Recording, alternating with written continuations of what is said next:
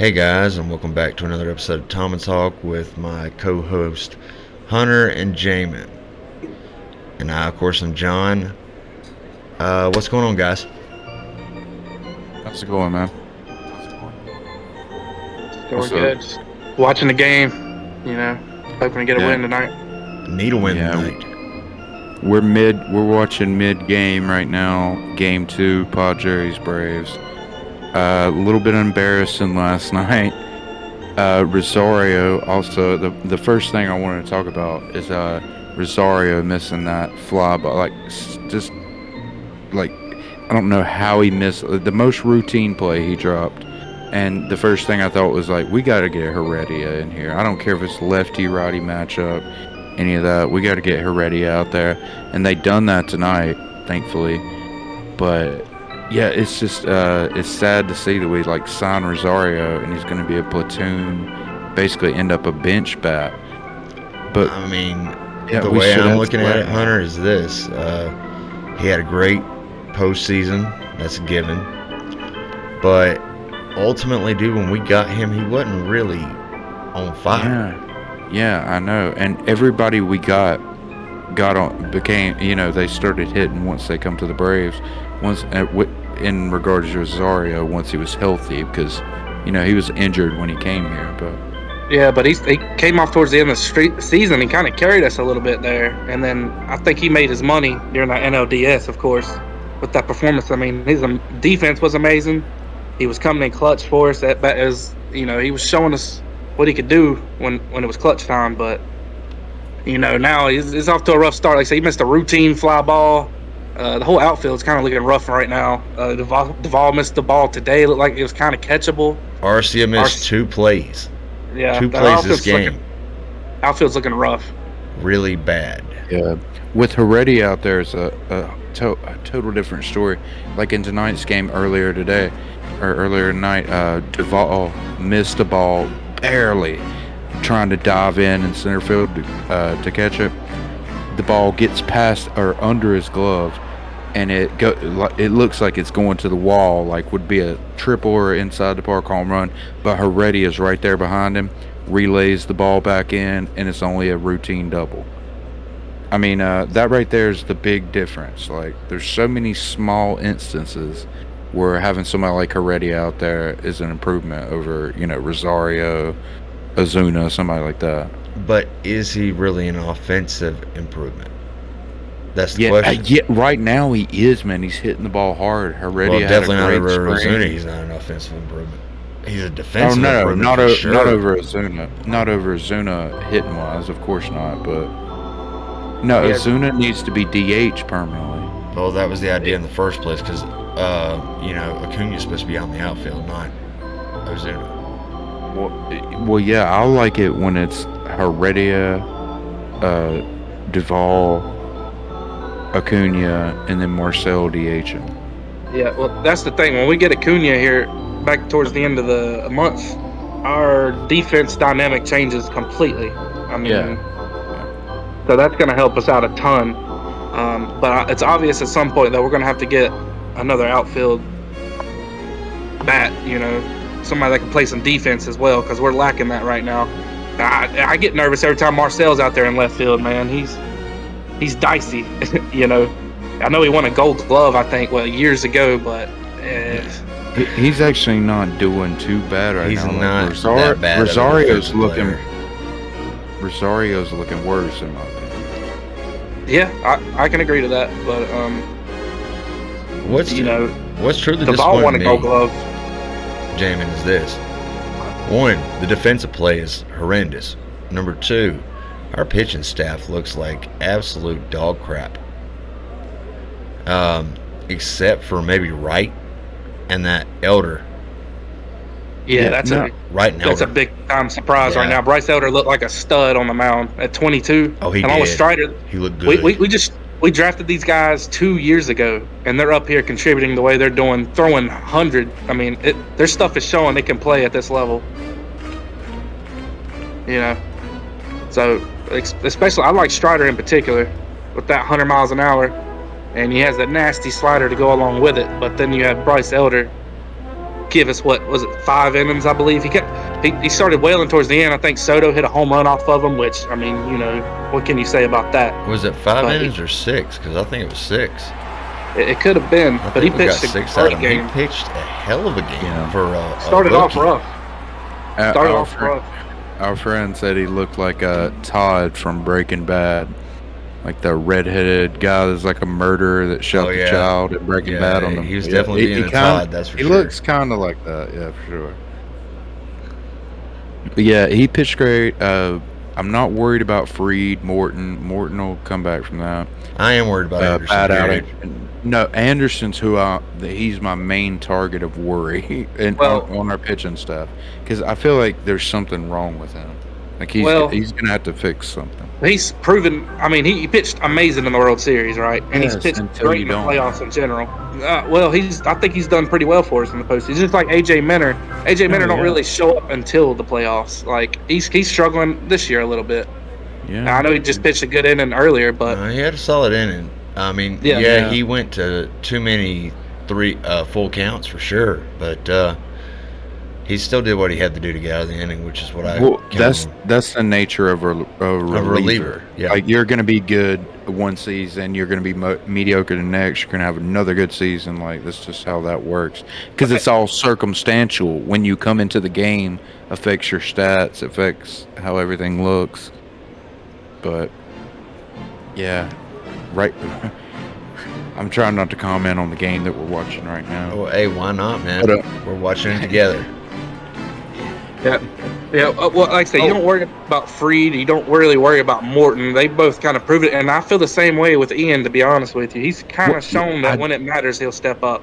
So I know I'm not that, worried about him. and I feel the same way. But what I'm saying is something like physically, I feel is wrong with him.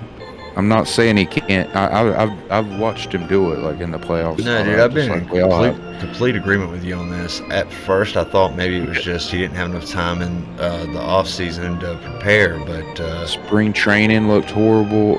He's missing that zip on his pitches, and they've talked about his shoulder already. And if you don't remember last year, he went on the DL for similar issues. So. There's a good chance he might end up having to get Tommy John or something like that. And that's why Kyle Wright, his emergence would be huge. Yeah, it's a big year for Kyle Wright for sure. And he's played up to the task so far. I mean, I think if he can even win us 10 games, that's going to be a great year for him. That would be a really good year.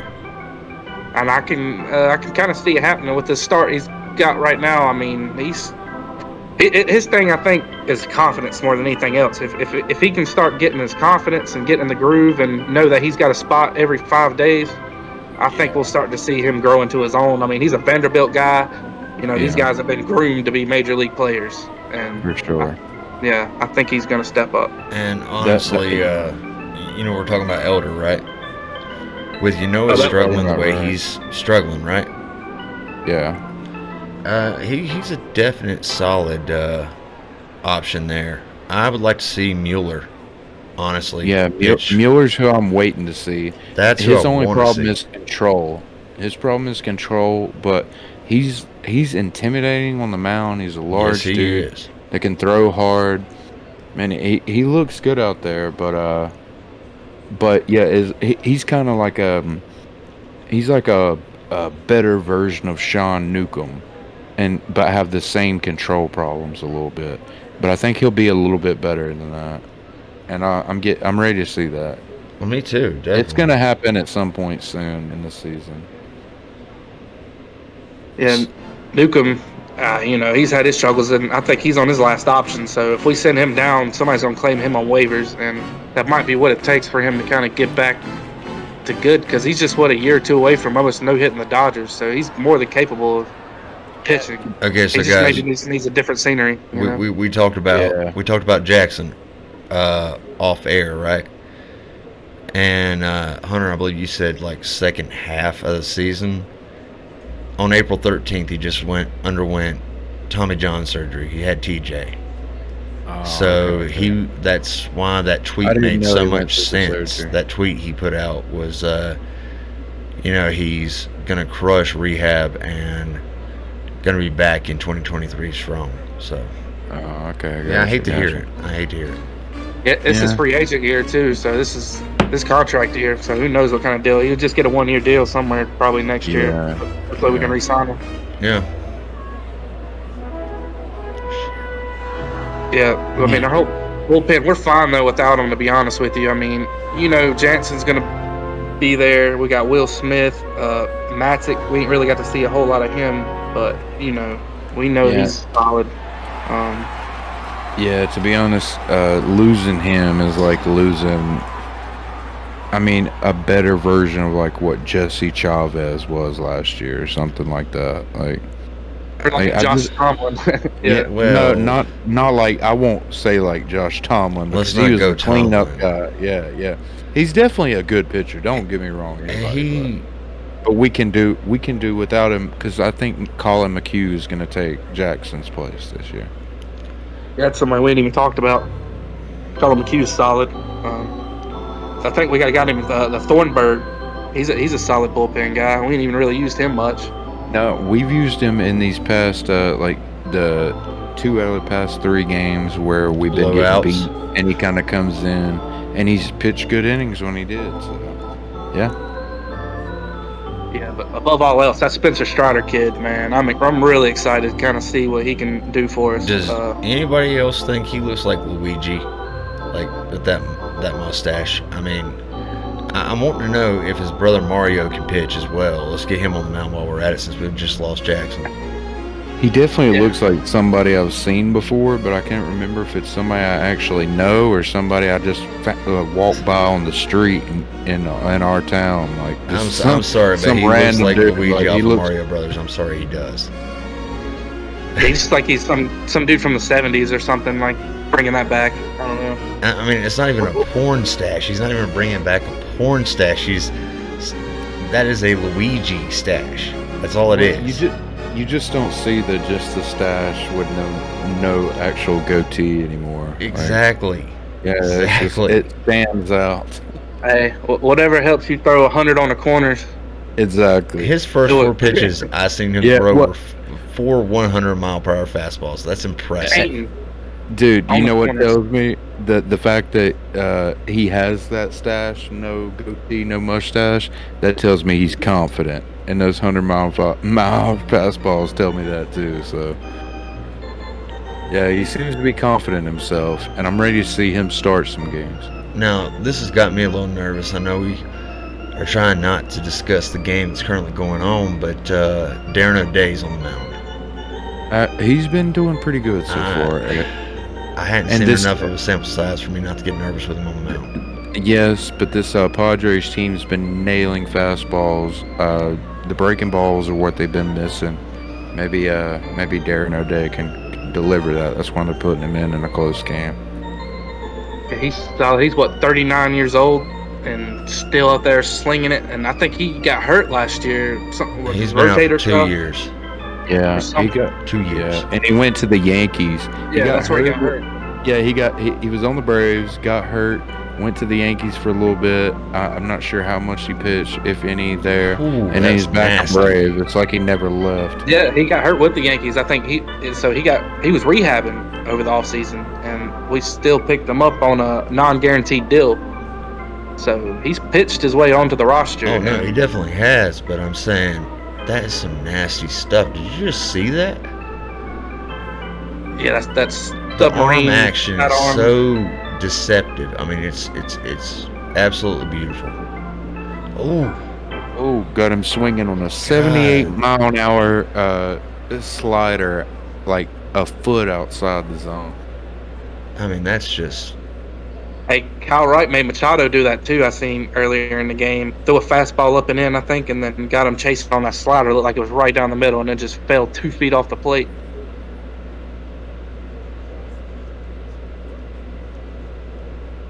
Ooh. Okay. But yeah, outside of the game going on, we can't. Yeah, no more bragging about him. We need him to do his job. Yeah. Yeah, there's still no outs. Nope.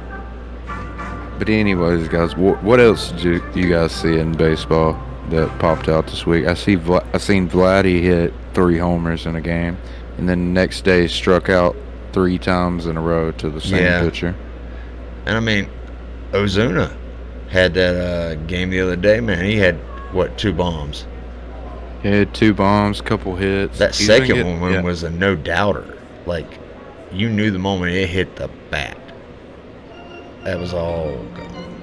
Yeah. Tonight, he's had 2 hits, both bloop hits that he looked like he accidentally got a base hit on. So. Yeah, I'm excited about Ozuna, but I'll tell you, my favorite player, I think, on the Braves right now is Austin Riley. Without a doubt. Yeah, definitely. Without a doubt. Yeah. He's just on it, man, and you're starting to see that chipper influence starting to come out on him. He's taking the ball off fields and hitting it hard, and his mechanics just seem short, simple, sweet, and he goes about his business like he's been there before. He's not like flashy like these other guys, man, and I think he's ready to prove this year that he's serious, man. He's gonna be a top first baseman for the next 10 years. I'm gonna be honest with you. I think he's gonna be like. You're spot on with that. He's definitely gonna be a top third baseman.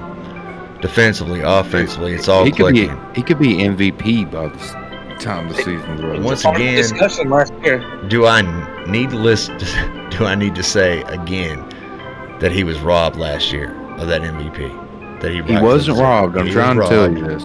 No, Acuna would have won the MVP. Bryce Harper. He actually put up the numbers and the effort. He won MVP, and plus you can't judge the playoffs with the MVP. Well, I would, if we could, then he would be MVP. But it's just not judged in as how the regular season goes. And I realize why he didn't win it, but he was at least top 3 MVP last year. He's moving up. He's got several years ahead of him where he could very well do that. Has a good chance still this year to win the MVP. I mean, I know he's going to miss a month, but he's the kind of player, man. Yeah, but he'll have to go crazy to do that after missing a month, though. But it's possible with him. It's possible. But yeah, I mean, like he's definitely the bright spot for the team. He is the. Yeah, Riley and Olsen are the 2 new mainstays outside of Ozzy. Well, we actually got a lot of mainstays now I think about it, but as far as like fan favorites, Riley's definitely going to be up there. You're going to see a lot of his jerseys. Like, dude, we're all going to have jerseys. One. Yeah, I mean. And seriously, after talking to Alan, I definitely want to buy one of the ones he's got. Well, yeah. Well, I showed you a long time ago that I know you did, whole list of stuff that they're dirt cheap. You can get them anytime you want. Like seeing it just in person. Take a month and a half to get there. Yeah, I actually just ordered the Austin Riley World Series jersey. The legit one or the DHA one? It's $20. I mean, yeah. Hey, can't beat it. And dude, they really are good enough. Put it that way, they're good enough. But they do vary. Like some will be better than the others. You know what I mean? It's a Chinese sweatshop probably making them. So who knows? Back to the Braves, man. Yeah, Matt Olson I think is going to start to become the fan favorite too. I mean, what he's showing early on.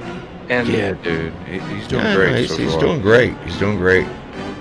Even last night, he got a couple hits and walked during that mess. He walks a lot. And if he's not walking, he's trying to hit the ball when it's in the zone. So he's not just taking the walks and not trying to swing. Like, yeah, he's doing really good. And so far, Darren O'Day is doing really damn good. Yeah, he's looking good. But we got... Oh, no, this is Kim. I thought it was Machado. Anyways, sorry, guys. So what else? Because there's been a lot happening in the league I've been so disappointed in the Braves. Okay, the Phillies Marlins. Yesterday, 4-3 Marlins win against the Phillies. 2 days before that, the Mets win 2 in a row against the Phillies. So the Phillies are on I think a 4-game losing streak. Could be 3. I think 4. They lost 7-1 today, man. They've got a great lineup that's going to be just kind of like ours. Hot and cold. Like, they've got a whole home run hitting team. They're going to go cold a lot, though. Yeah. Especially against good pitching staffs like the Marlins. Yeah. I mean, but the Marlins have always been their kryptonite. They have, but the Marlins have just now got like that great of a pitching staff. Yeah, the Marlins definitely have a really good pitching staff, but the Phillies do as well. I think they'll end up racing towards the end. They don't. Look, I mean, Wheeler. You can't tell me Wheeler's not a solid pitcher, man. Yeah, no, Wheeler's the best pitcher they got. Great. Aaron Nola's going to bounce back. He's going to have a good year. Nola's going to do what Nola's going to do what Nola does. Noah's starting to. He's one of those guys that'll, and we've all seen MLB guys like this that'll look great through 3 innings, 4 innings, and then have just a total collapse, and then halfway or 3/4 through their season they'll have a complete collapse. And that's what happened. That's what's happened to Nola for like 3 or 4 years in a row. He's a good pitcher. He can be a good pitcher, but Ranger, Suarez, and Gibson. Gibson's had a couple good starts. He had a bad start against the Marlins here, but in his first start he looked really, really, really good. But yeah, they got Ranger Suarez, or they got Wheeler, Ranger Suarez, Gibson, and then Nola occasionally. But he'll still lose you the game because in the 5th inning he'll give up 4 runs. Shit like that. No, hey, Hunter, They're a decent staff, but they don't have anybody else to fill in like we do. We got Mueller, Davidson, we got all these guys. They don't have that because they can't develop it. Well, you did ask me if I had anybody I want to bring up. A friend of the pod, Steamy Dave, he mentioned he wanted to hear us talk about Ohtani and what's going on over there. What's up, Dave? What's up, Dave? Stevie. So what? All right, so what's y'all's opinion on Ohtani right now? Ohtani? Okay. So everybody, the obvious questions, if he can repeat that performance. What I think he's still going to be stellar throughout in both ways, pitching and hitting. But I also think that he's going to take a slight regression in one of those areas, if not both, while still being amazing. But people are gonna, it's according to how bad that downturn is. But either way, I think he's going to be better, way above average in both. But I think he's going to regress a little bit in one or both areas. Yeah, I think so. You have to. It's impossible to keep that pace up what he done last year. I mean, it's impossiple. There's no way he's going to be able to repeat that. No, I mean, but the offense, the added pressure to repeat it.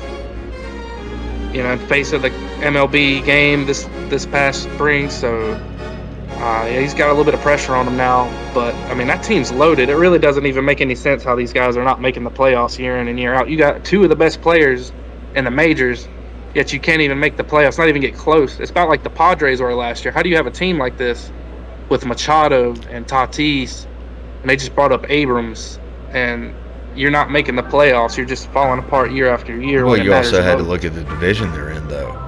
The very factor is, I mean, you're playing in a division with the Dodgers and the Giants, who became good again. It really comes down to that. Yeah, everybody was focused on the Padres last year when San Francisco was leading the division almost all year. Nobody was really talking about it. Everybody kept expecting them to kind of fall back. And then they end up beating the Dodgers in the division series, which pretty much helped wear down the Dodgers for us to beat them in the NLCS. Yeah. I think the Giants done us a huge favor by wearing out their pitchers and stuff. Well, Dave Roberts did us a huge favor by doing what he did. Yeah. So.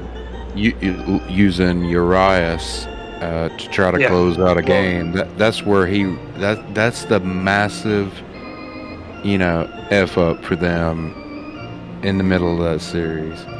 Oh, yeah. Yeah, he was just using whoever, whenever. He did the same thing with May. He would just use him in the weirdest times. Like, I mean, this guy's a starter. What are you doing starting him in the 5th inning with a May was injured throughout the whole year, so he wasn't there. But He used a couple guys just like what you're referring to, though. But I thought I remember CMA. That was last year when we seen him in the NLCS. It's been 2 years in a row, so it starts to get mixed up a little bit. Well, the good thing is, I mean, the Braves have set this precedent the last 3-4 years. Like, we're constantly in the postseason, so these young players have got this experience now. It doesn't faze them to be playing in Dodger Stadium in October with the bright lights and all that has to offer. I mean, these guys have proven when the lights are brightest, we're going to step up and we're going to play, and it doesn't matter who we're facing. But, I mean, like you're saying, I get what your point is, though. You know, with players like that, how can you not be in the postseason? And the Angels don't exactly play in, I mean, I'm not going to say they don't play in a competitive division. They do. But Angels. Yeah, we were talking about Ohtani. Yeah, I think you missed a step in this conversation. You stepped out for a second. We were talking about Ohtani, how that whole division, or how the team doesn't make any sense why they're not in the playoffs year in and year out. Exactly, because they do have talent. No, it makes plenty of sense. But they don't have pitching. They don't have pitching. So that makes plenty of sense. Yeah. But you have two of the best players in the majors, and Shohei and Mike Trout. It's like with the Padres with Tatis, Machado, and they just called up Abrams. There's no excuse not to make the playoffs. Did Riley just get another hit? Yes. And Matt Olson got caught like a called strike 3. It was a bullshit call. It was pretty close. It was close but enough. It was too inside for him to swing. But look, damn, we sorry guys, we've got a little bit off topic. I'm curious to see. Like, I think this is a big year for Dansby, man. You know, he's kind of struck out a lot starting out here, but he's such a streaky hitter. Kind of waiting on him to start coming back around and giving us some clutch base hits, because he just flails at the ball. He goes weeks at a time, about like Austin would a couple years ago, where he would just flail and striking out on a constant basis, like not even trying to make contact. But Austin's made the necessary adjustments where he doesn't chase trash. Absolutely. He's on it, man. He is. Yeah. He's a 300 hitter, and I think he's going to prove he's going to hit 30 bombs and hit 300. I think hopefully that's going to be what he brings to the table year in and year out. I mean, what he just done, driving the ball, down the first base line on a, he's going to be a 300 hitter. He proves it all the time. Who do you learn that from? Chipper Jones. Yeah. Chipper Jones, Freddie Freeman. He took the ball the other way all the time. Like, that's what you do. Azuna. And I want to get your guys' thoughts on the, next year they're switching to banning the shift. So I was just wondering what y'all's thoughts on that was. Well, I mean, I got to say, man, it does make the game a little more exciting, but it does take a little bit of the strategy out. So I gotta less exciting. I got to see what it looks like, honestly. I have to see what they mean by that. Well, when they say ban the shift. Well, look, we didn't always use shifts. I mean, growing up, we weren't taught to play with shift. No, we weren't taught to play with shift. But in Major League Baseball, even before the shift, like, guys would move around the diamond a little bit based on your tendencies. It's not necessarily a new thing. No, but never this much. They're just not going to be able to load people up on the right side for these pull hitters like you would see for Freddie and stuff. I don't think they're going to let them be in the outfield. Like, the second baseman's not going to be able to be in right field anymore. Yeah, or Riley can't be, the first right fielder. Yeah, you're not going to be able to have like 4 people on the right side again. I think that's practically what they're trying to take away. And it's going to help players like Olson, I think. Olson's actually like all of his has been like right over that guy that's playing, like the third outfielder, stuff like that. Like they've almost like adapted to it. So I'm curious to how it's really going to change some guys' like trajectories in their careers. Certain guys are going to accept it's going to really shake things up, and it's going to screw a lot of pitchers that have been relying on it. I'm not sure what that's going to look like. I think it's going to change how we view a lot of players. Well, honestly, with them using the shift, there's a way to beat it. I mean, No, of course, yeah, and they've adapted to doing that. exactly. And now they're So- used to doing that. Yeah. But, I mean, I don't know. I mean, it will make the game a little more entertaining, I guess. Which I guess is what they were going for in the first place. Yeah, but I think it also might make certain pitchers, maybe on our team, on everybody's team, where they're not effective hardly anymore. It's a two-way street. Because like I said, the pitchers have got used to having that too. No, yeah, that's Yeah. true. They also have this new technology where I think they're trying to call in pitches through a headset to the pitcher. Yeah. So they're trying to take away the signs and stuff. Oh, And yeah. I know we're not using that. I think the Braves have steered against that because even Darren O'Day was talking about how that kind of takes away from the game a little bit, you know. Well, it speeds things up from what I've noticed. But you're not I've getting the also- same reading that a catcher gets with a guy looking for a certain pitch, or maybe he's on this or off of that.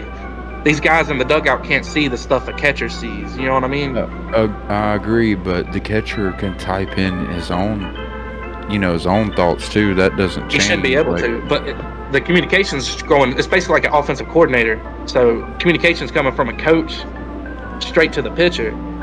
So the catcher don't have really any. I mean, I guess he's got no pitches. No. The catcher's got like a wristband thing on that has buttons on it. We've seen it in spring training and in regular season. They've got like what looks like a wristband where they flip it up and they're typing in what they get. Even before that, you used to be able to see the catcher looking towards the dugout, to see like certain signs. That's only in certain situations. But yeah, the catcher is the one with like a digital wristband on. And in the hat of the pitcher, there's like an earpiece, which I've already seen Is it with essentially the like Giants a earlier. quarterback's mic in his helmet? Basically, Where they call him to play? Yes, but I've already seen of course, it doesn't take up so much time, but I've also seen the Giants came up and they had to go to the mound several times to fix their pitcher's earpiece in their hat. There's going to be problems with that as well. It's just going to be growing pains. All right, well, hey guys, and I don't mean to break up a great conversation, but we're going to take a quick break real quick, and then we're going to finish the show with a 5-minute segment. Welcome back, guys. Just watched Duvall here bring our lead up to 4-2 off a base hit to left field. Darren O'Day came around and scored for us. So that's looking good so far in the 8th inning. Hopefully we can hold this lead and take this one home. What do you say, boys? I'm with that. Yeah, 2-run double right down the line. Scored. Beautiful shot. Beautiful shot. Yeah, we really need to see that from Duvall after, he's kind of had a rough start. So that's really good to see. And Darren O'Day just getting on base every time he's up, it seems like. Like I said, Duvall's been popping up every single bat, and every single pop-up looks the same. So it's really good to see him drive the ball, horizontally for once, and just go down the line. Yeah, that's exactly what we needed at the right time. 4-2. The Braves got to hang on to this game as if it was we need to a add an extra Dodgers run. Braves game. We need an extra run added on. We got to bring in Matzik to close this down as if it's a World Series game. Yeah, Braves need some wins before we go on to play the Dodgers and Freddie Freeman at Dodger Stadium. I can't believe I just said that. I can't believe you just said that either. I mean, Alan's probably cussing. If he heard that, he would be cussing right now. For sure. Well, he's no longer part of the team, so I think we've accepted that. It sucks to see him in Dodger blue, but God, it sucks. I think we still can take him. I think we'll knock him out of the playoffs. Hopefully, a repeat of last year. Oh yeah, by playoff time we'll be ready to take them. I'm just scared of what it's going to look like when we play them here. Yeah. In their home ballpark. Yeah, their home might be ugly. Because, dude, our record at the latrine is really bad.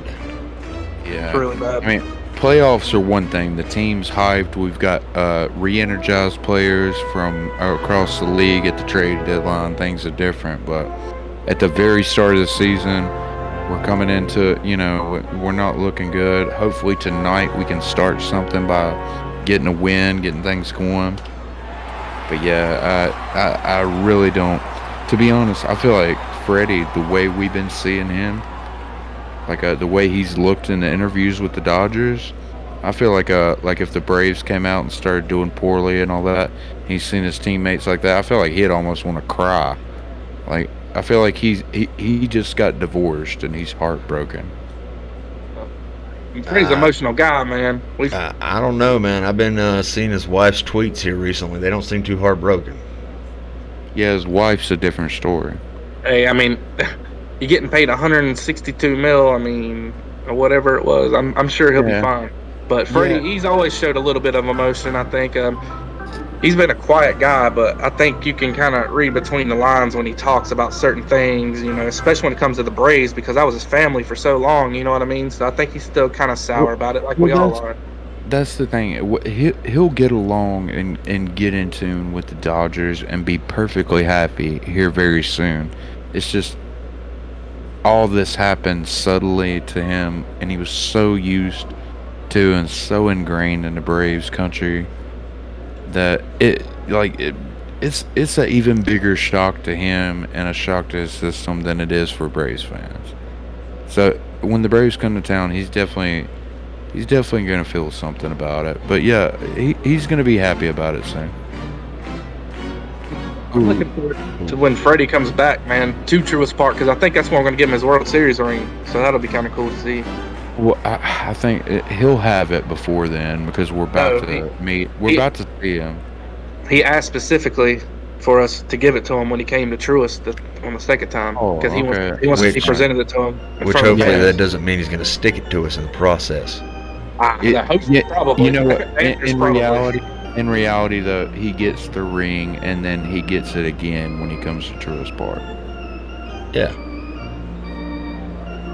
Yeah. I feel like we'll probably see some tears from him too when we see him step in that batter's box with a different, being in the visitors' clubhouse for the first time. I'm not gonna lie, I might get a little emotional myself. There'll be a lot of memes and gifs come from that. You'll see on Twitter and Reddit.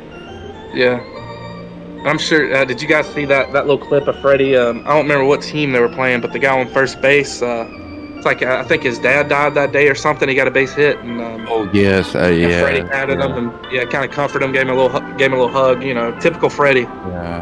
Yeah. He just it was kind of funny the way he patted him on the back. He's like, here, awkward back slap. Like it didn't look.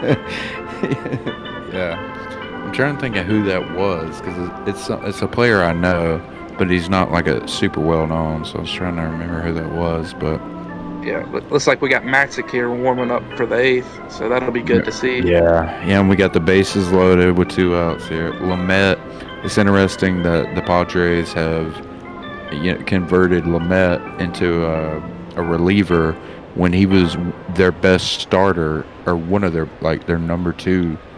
In 2019. Yeah, not quite understanding that move, actually. Which move? I mean, did he sit out in 20 and do crappy in 21?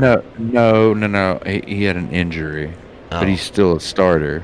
But yeah, they've just been using him as a weapon in the bullpen, like we would with somebody like Strider. Yeah, pretty much. Who's a starter, but he's a great weapon to come out and just throw 100-mile-an-hour 3 strikes fastballs and you're done. Okay, Dansby. It's Dansby with bases loaded, 2 outs. All right, Mr. Clutch, it's time. Step it up. What was that? Strike 2. What the heck was out that? of the zone. I know the Braves got off to a kind of a rough start, man, but I think by the end of the season we're going to have over 90 wins. We're going to have a better record than we had last year for sure. Oh, yeah. No. I'm not really too worried about it. Yeah, we're going to have a better record than last year. And if you look at the record we had, like 37 and like, what was it after the trade deadline? Oh, yeah, we were like 10. 37 and something. No, we were 44. No. Yeah. Right after the trade deadline. Think about it. We Trade won deadline was 44 games before the All-Star break, right? We won 44 games after the All-Star break. Wild pitch. We just scored without Dansby having to do nothing. Good. Okay, but no, my point is, I kept remember seeing that statistic, 37 and like 12 or 14, something like that. And yeah, man, we're gonna have at least a 500 or better record at the trade deadline, and then Alex is gonna do everything he can to make that team better. And we're going to win our division, and it's going to be us and the Mets. The Phillies, I've already... They're going to be right there with us, but I can already tell there's too many holes there, even though they've got a potent lineup. And they may beat us a lot when we play them. Oh, no, this is going to get challenged here. It's not getting... He's going to be out. He's in. I just had deja vu. I've done seen this play. Balm? Oh, wow. No, I mean literally the same play. I feel like I just had deja vu. But anyways. So the challenge, he was called safe at home, so that should give us the benefit of the doubt. One thing I didn't see the catcher doing, which usually happens on a pass ball, is even with a runner on third, you'll have the catcher on one. Okay, what do y'all feel about the NFL? The NFL style. Yeah, he is. Oh, he's safe by a mile. But the NFL, what do you think, Jamin? And well, you two guys watch football. Yeah. I don't really watch football. Okay, how do you feel about the NFL style umpire announcement? I like it. I like it better, actually.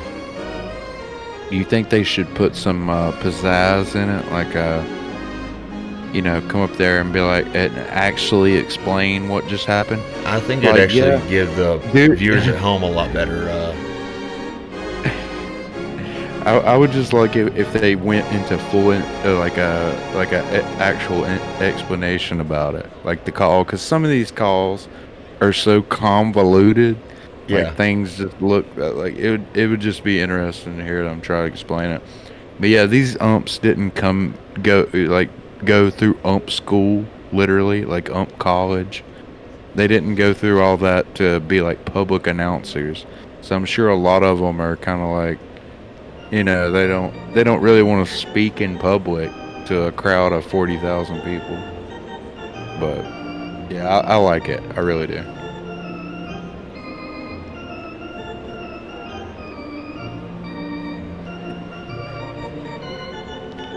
Well, anyways, guys, we said we'd take it about 5 more minutes. Yeah. Sorry, guys. We've been lacking a little bit. We're on Discord, so we're talking over each other. The audio's bad, but we thought we'd put something out for you guys just for the hell of it. So. And by the way, Steamy Dave, thanks for the shout out to what you wanted to hear. Anything else you want or anybody else wants to know or have us talk about, we're glad to talk about. So just shoot it out there to us, and we'll make sure to shout you out and talk about whatever you put out. Give us conversation topics. And Jamin, I thought 2 or 3 times throughout this, I thought you gave a couple good insights, especially about Austin Riley. Yeah, that was really good. I think we've all been feeling for a while, and you articulated it. Yeah. But, I don't know, guys. Peace out. All right, man. Later.